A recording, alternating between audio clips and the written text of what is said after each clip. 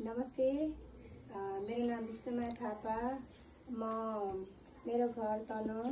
हाल म नवलपरासीमा बस्छु र मैले हाम्रो सिस्टरको लागि सानो सहयोग लिएर आएको छु। आशा किरण लगायत होइन हाम्रो विदेशमा रहनुहुने सहयोगी मनहरू हाम्रो दाजुभाइहरूले सहयोग गरिदिनु भएको छ होइन।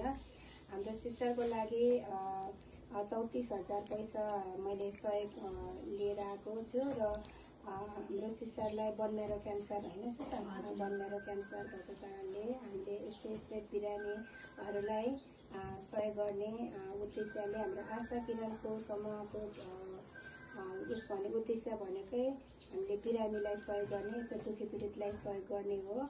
र सिस्टरलाई म यो पैसा हस्तान्तरण गर्न चाहन्छु र हाम्रो विदेशमा रहनुहुने साथीहरूले दाजुभाइहरूले चाहिँ धेरै नै पैसा सहयोग गर्नुभएको छ। अब यो सिस्टर लगायत अरू सिस्टरहरूलाई अरू बिरामीहरूलाई पनि हामी सहयोग गर्न जाँदैछौँ होइन।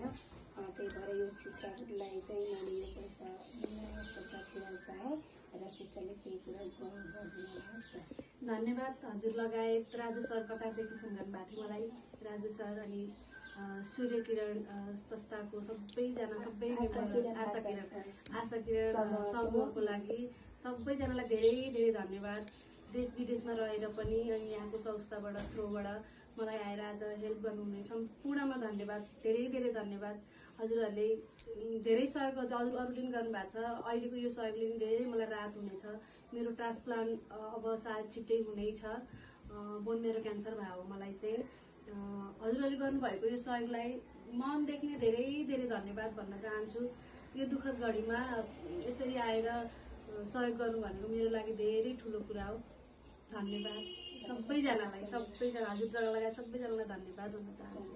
धन्यवाद। विदेशमा रहनुहुने हाम्रो सम्पूर्ण दाजुभाइ लगायत हाम्रो आशा किरण समूहलाई पनि धेरै धेरै धन्यवाद। हाम्रो सानो सहयोगले गर्दा उहाँको स्वास्थ्यलाई अलिकति हेल्प होस् होइन।